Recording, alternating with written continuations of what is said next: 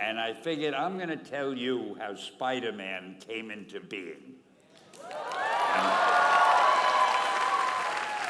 It's a true story, although sometimes it's hard even for me to believe it.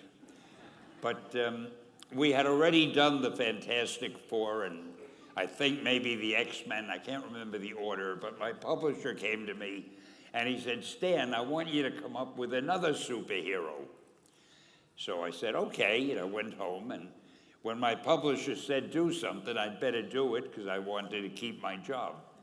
I thought, what can I come up with now? And the most important thing in a superhero at first is the superpower. Once you get that, everything else comes along. So I thought, what power will I give a new guy? And I saw a fly crawling on the wall. And I said, hey, if I could get a superhero that could stick to walls and crawl on them, man, that would be cool. And no, I'm lying to you.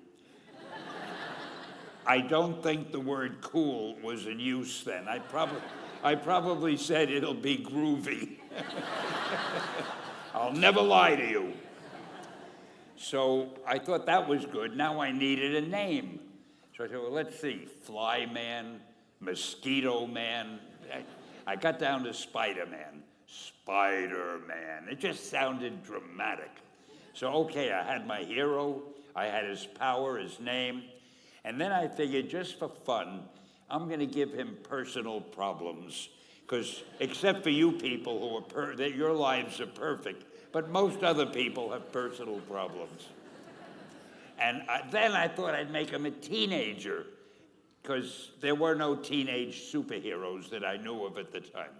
So armed with all that wonderful material, those great ideas, I ran into my publisher's office and I told him. This was my reaction, the reaction he gave me. Stan, that is the worst idea I have ever heard. First of all, and he started to give me his, because he's a very logical man, very intellectual. First of all, people hate spiders, so you can't call a hero Spider-Man. You want him to be a teenager? Teenagers can only be sidekicks. And you want him to have personal problems? Stan, don't you know what a superhero is? They don't have personal problems. Well, I left the office disappointed, but obviously a much wiser man. And I couldn't get Spider-Man out of my system. So we were about to kill a magazine. I think it was called Amazing Fantasy. It wasn't selling well, and we were sending the last issue to press.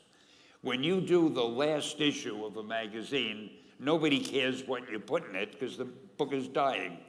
Just to get it out of my system, I put Spider-Man in Amazing Fantasy, featured him on the cover, forgot about it. A month later, all the sales figures came in. My publisher came racing into my office. Stan, you remember that character we both loved so much, Spider-Man? He said, let's do him as a series. Now, why am I telling you this? Besides the fact that I have to kill a little time. If you have an idea that you genuinely think is good, don't let some idiot talk you out of it.